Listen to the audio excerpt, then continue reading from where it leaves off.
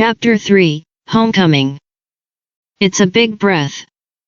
It's just that Shen Ju calculated his age, stayed for 2 months, and had a coronation ceremony, and it was indeed time to talk about marriage. He smiled and said, "You think like this, does Master Ho know?" "Yes." Yan Linjian was at his waist, turned his wrist, and shook the horsewhip casually, with a chic posture. "The ninefold palace forbidden is ahead." He untied his sword first, and then said, "Father said that Zhongfu poems and books are heirlooms, and Lord Zhong is now a household servant, in charge of a real position. In the early years of the saint ascended the throne, it was he who secretly sent Mr. Xie into Beijing, and he is also considered to be a meritorious servant, and he is a friend with Mr. She is the daughter of the Zhong family, and she and I can barely be regarded as a good match. After the crown ceremony in November, he will invite someone to come to the door to propose. You kid usually don't care about those gentlemen in Beijing, and the ladies flatter you, and you don't pay attention to it. This king is still young and ignorant of children's affairs, with a pure heart and few desires. Who would have thought that you would have a plan behind this, and you can't see it?"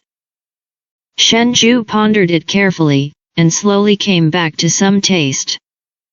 "And after I got drunk last night, I didn't behave like Meng Lang, but when I woke up this morning, I accidentally put my arm on her shoulder, so you rushed to tell me the identity of her daughter's family, and said that you would marry him in the future. Yan Lin, this is too protective, isn't it?" Is the so-called friends and wives should not be bullied, Yan Lin's previous words, in addition to reminding Shen Yu that Zhang Suining is a girl's family and should keep some distance from her in the future, also clearly enclosed Zhang Suining into his territory and stamped his seal, so that before others have any ideas, they will not be coveted by others. The young man's little thoughts were broken, and it was rare that his handsome face was slightly red, but his voice was even louder than before, as if he could cover up something like this. "What's wrong with protecting? I'm willing." It's so domineering. Shen Ju couldn't help but laugh when he heard this. The two stopped at noon. Yan Lin handed over his sword, and together with Shen Ju, he went to the right to pass through the Huiji Gate to the Wenhua Palace. The current saint, that is, Shen Yu's imperial brother Shen Lang, ascended the throne 4 years ago. In any dynasty, the year of the change of the throne is extremely dangerous. The year Shen Lang ascended the throne was no exception. The first emperor was sick and confused, and confined Shen Lang to the palace, and somehow fainted to send him to the fiefdom, and the ministers under him were all in a mess for a while. Fortunately, Xie Wei entered Beijing, and he was really born out of nowhere, first stabilized Shen Lang's power in Beijing, and invited a famous doctor to cure the emperor's illness, so that the emperor made an edict and passed it on to the third prince Shen Lang. Xie Wei, whose name is Jun, was born in the Xie clan of Jinling Wang, which is the Xie of Wang Xie Tang Kunyang in the old days in the poem. It's just that by the time of the current dynasty, the Xie clan was almost in decline. At the age of 20, he passed the Jinshi and also entered the Hanlin Academy. It was not long after a funeral report came from Jinling, saying that Xie's mother died of illness at home. Xie Wei was worried about Ding Wei and returned to Jinling to keep filial piety for his mother for 3 years. 3 years later, at the age of 23, he secretly returned to Beijing. Once turned the tide and helped Shen Lang ascend the throne smoothly, he became the most trusted person of the new emperor together with the circular machine monk. Has no real job, but he was named the prince and young master. There has been no prince in the palace for a long time, and there is no need to lecture with the prince, but to lecture with the emperor, which can be said to be, although there is no name of the emperor, there is the reality of the emperor. Recently, the autumn has turned cooler, and Shen Lang gradually felt unwell in the dragon's body, and he has secretly summoned the 3 major auxiliary ministers of the cabinet to enter the palace several times. No one knows what was specifically discussed. But since last month, Shen Lang has issued an order to invite some of the children of the clan into the palace to listen to the scriptures and feasts with him, including several of his brothers, including Shen Ju. When Yanlin and Shen Ju arrived in front of the Wenhua Palace, the daily lecture had already begun for a while. Huangda, the chief eunuch guarding the door, hurriedly leaned over and bent down as soon as he saw the 2 of them coming, and said in a low voice, "Why did your highness and the little marquis come so late today? They have been talking for 2 moments, and you 2 will be seen by the young master when you go in at this time. I was happy when I drank last night. Where do you remember to listen to the lecture today?" Shen Ju and Yanlin glanced at each other and felt a headache. This gentleman Xie Wei has always been lenient and severe, humane, has the legacy of ancient saints, but he does not rub sand in his eyes. Last time, King Yanping, who was quite loved by the saints, was only half a minute late, and he didn't dare to make a noise, but quietly slipped in from the temple door. King Yanping is young and playful, where can he memorize it? Standing there for a long time, I made a big red face. Xie Wei was not angry, and asked him to go back and sit down, saying that yesterday it may have been that he was too complicated to remember normal, and took the blame on himself. King Yanping was really ashamed when he sat down.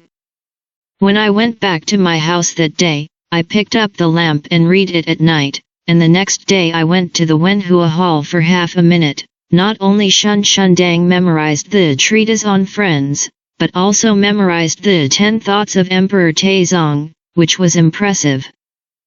Since then, I have been working hard. No matter how embarrassed King Yanping is, he is only 14 years old, and he can still justify that he is a child and is ignorant. But Yanlin and Shen Ju are not young anymore, and they want to be embarrassed. At this time, looking at the door of the Wenhua Palace, listening to the faint sound of lectures inside, I felt that my scalp was numb for a while, and I was a little stunned. Huangda was still clever, pondered for a while, and gave an idea. The young master has always had an attack on the spot when something happens, and once the time has passed, he will not pursue it, and he will never settle old accounts with anyone. Shanghai Bureau sent a Gukin today, and the saints sent the young master, and he had a tea break for a while, and he had to try the piano. The young master loves the qin, so it is better for His Royal Highness and the little Marquis to wait for a while, and wait for the young master to stroke the qin and then enter. Presumably it will be perfunctory. Shen Yuan suddenly felt saved, and hurriedly waved at him. "Thank you, father-in-law." After speaking, he quietly went to the side hall and waited without mentioning it. Asterisk. Zhang Xuning didn't know what it would be like for Yanlin and Shen Ju to go to the palace to listen to the scriptures and feasts at this hour. After the 2 of them left, she also quickly embarked on the road home. The streets and alleys of Beijing, large and small, when she was young, she almost walked all over. Just came out of the inn, and I still feel a little unfamiliar, not quite the right direction. Fortunately, within 2 steps, the old memories gradually recovered, and soon found a way back to Jiang's mansion. The streets are full of people. The vendors put on smiling faces and shouted loudly. There are young children holding their faces and people chasing and fighting. All the dust and smoke came to her face, contaminating Zhang Xuaning's eyebrows. Her originally tense body slowly relaxed, and then she finally felt that the matter of rebirth was real, and it was no longer the chaotic dream that she had faced Shen Ju and Yan before. Now she's not a queen. You don't always have to live in the cunning palace, which is surrounded by 4 high walls. Zhang Xuning walked on this street, like a fish back in the water, and even her steps became brisk. Jiang's mansion is in Huishu Hutong, and there is no need to go too far, and it didn't take long to see the Vermilion Gate. Frankly speaking, she doesn't have very deep feelings for Zhang Fu. After all, she didn't return to the capital until she was 14 years old, and she grew up in a grange in Tongzhou before, and was raised by her father Zhang Boyu's concubine Wan Yang. In the words of her own mother, she was raised. Zhang Xunning's life experience is a bit sad. She was originally born by her father's wife, Meng, but when Meng was pregnant with her, she was unhappy with Wan Yang. Wan Niang is a thin horse in Yangzhou, who was given to her father, and later raised as a concubine, who was favored by her father and had a big belly. According to Wan Niang, it was Meng Shi who made a mistake and wanted to take her to Zhuangzi. Wan Niang is not a good match. Seeing that the fate of being driven to Tongzhou Grange was decided, he simply didn't do anything, and took advantage of the chaos of the production with Meng Shi on the same night, and replaced the daughter she gave birth to with the daughter born to Meng. Wan Niang's daughter has since changed into Miss Zhang Fuyan, who is dressed in fine clothes and jade food, learns etiquette and knows righteousness, and is called Zhang Suiwai. Meng's daughter went to the grange with Wan Yang, and she didn't know the rules of everyone's ladies in the wilderness. This unlucky Meng's daughter is naturally Zhang Xuning. Fortunately, Wan Yang treated her very well, taught her to read and write, and taught her to make up and play with incense, and did not treat her harshly. Zhang Xuning thinks about it now. Wan Niang's calculation is extremely deep. Because Wan Yang was seriously ill 4 years ago, she directly repaired a book and went to Beijing to reveal the truth about the civet cat changing the prince back then. This time, the entire Zhang mansion exploded. After the verification, someone came to Beijing. But Wan Niang didn't bother to talk nonsense with them, and left a sentence of regret too late and died, leaving a mess. Meng hated Wan Yang very much, but Wan Yang didn't treat her daughter badly in the end, and left a sentence of it's too late to repent to prove that she has repentance. She couldn't deal with a dead man anymore. Can't take the anger on Zhang Suiwai. Although the eldest girl is from Wan Niang, she can be raised under Meng's knees since she was a child, dignified and virtuous, and Meng has a mother-daughter relationship, and it has nothing to do with the events of the year. So the government summed up and chose a compromise method. That is, it is pretended that Zhang Xuning was ordered by the master when she was young, and there was a disaster before the age of 14, and she had to avoid the prosperity to get through, so she was sent to the village to be raised as an ordinary child. Now that the 14th has passed, it is natural to take it back to the house. Zhang Mansion has 2 young ladies in this way. When Zhang Xuning first returned to Jiang's mansion, she was still restrained, and Meng Shi asked her to learn whatever she wanted, and tried to be a young lady. But Zhang Shilang is a loving father, and he especially pities this daughter who has a hard life, and he feels a little guilty, so he is somewhat doting. As time passed, Zhang Xunning's temperament became pampered. Even Zhang Suiwai bullied her. Later, I met Yan Lin, and no one could control it. When the matter of women dressing up as men was revealed for the first time, Meng was so angry that she scolded her for being raised by Wan Yang's little slut. Zhang Boyu finally felt a little out of line. Couldn't stand her being taken out by Yan Lin to play. The young Yan Lin went to Zhang Mansion for a visit, and after a conversation with Zhang Boyu, the house acquiesced to this behavior. If Zhang Xuning disguises herself as a man, she will be called young master cousin, and she will cover up and down together, and there is really such a number 1 person in Jiang's mansion. So now that she came back, the porter was so shocked that her eyelids lifted, and she hurriedly buried her head and cried out in a cowing voice, "Young master cousin is back." The price of land in the capital is expensive, although Zhang Boyu occupies a real shortage such as a household servant, but after all, he is only a third-grade official, and he does not dare to be too public, and the mansion of the 4 entrances is small and exquisite. Jiang Xuning still remembered that she should have lived in the West Wing at this time. Next door is Zhang Suiwei.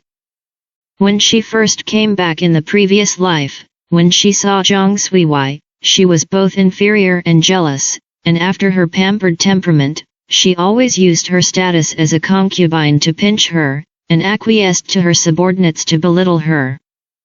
She snatched the opportunity for Zhang Suiwei to enter the palace to accompany her. She even robbed Zhang Suiwei's marriage. The person Shen Zhu originally liked was actually Zhang Suiwei, but he only had a handkerchief as a token, and he didn't know which lady of the Zhang family it was, so Jiang Xuning found an opportunity. Zhang Suiwei later married a Jinshi of a branch and went out of Beijing with him. When the women inside and outside the New Year entered the palace to worship, Jiang Xuning saw her again, but they were all far away. I only heard that she is doing well. Now that she has to face this sister who seems to have taken away her life, Jiang Xuning is somewhat complicated, and after returning to her room, she will think about what attitude she will use to treat Zhang Suiwei in the future. But when she got to the bottom of the porch, she heard a pinching voice. Obviously a mother-in-law.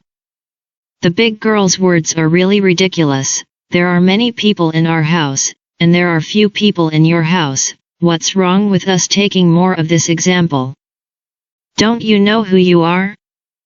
I said it was you. Even if the second girl came, I wouldn't be scared. I went to pick up the second girl back home. She obeyed me, and she didn't dare to go west when I told her to go east. You.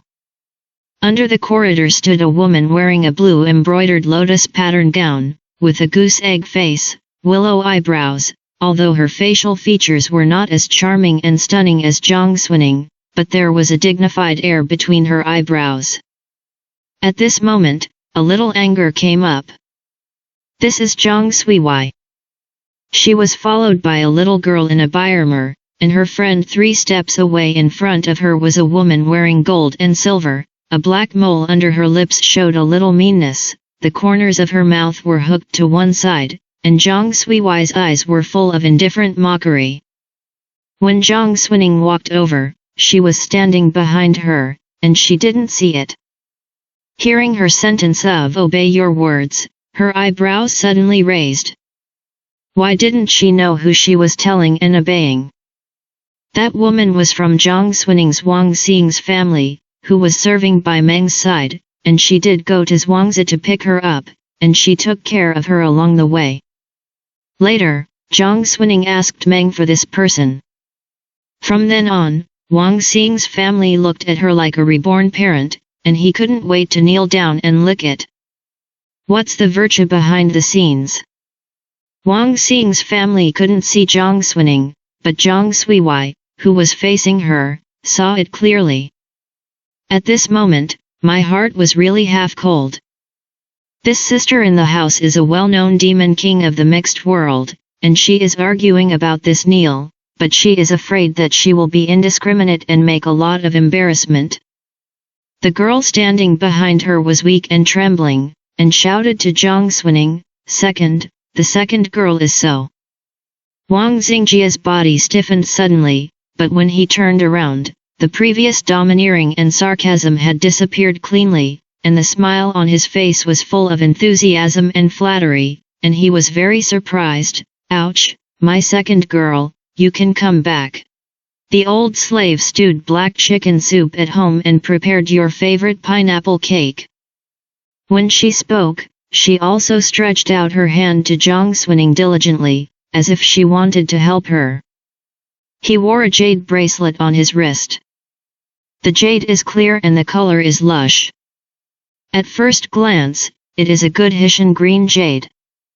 Jiang Xuning lowered her eyes, and her pupils suddenly shrank. This bracelet.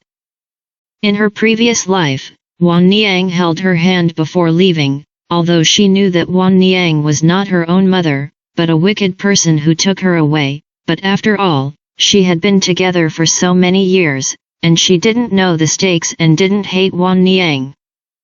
So she thought Wang Yang had something to say to her. Who would have thought that Wang Niang stuffed this bracelet into her hand, and said to her sadly, "Ning Ning, Aunt begs you something, if you go back to the house and see the eldest girl, help me give this to her." Jiang Xuning only felt a basin of cold water at that time, and poured it on his head. Maybe her jealousy of Jiang Suiwei started at that time. When Wang Yang went, she went back to Jiang's mansion, but she abandoned the bracelet in the box, and would rather rot it than give it to Jiang Suiwei. Later, when she encountered many things, she thought of Wang Niang, remembered all kinds of old days, and when she wanted to find this bracelet again, she really couldn't find it anymore. Unexpectedly, it was here in Wang Xing's house. Zhang Shui looked at Wang Xing's family quietly, and the expression on her face suddenly changed a little unpredictably. Wang Xing's family was still laughing. "Look at you, you must be tired of playing, the old slave is waiting for you to go back to the house." However, as soon as she raised her eyes, she touched Jiang Xuning's eyes, and somehow, a chill suddenly came out of her back. Jiang Xuning didn't look at Jiang Suiwei next to her, she only gently pulled the corners of her lips and looked at Wang Xing's family. "Why didn't you know before? You are so capable that you can even change your face."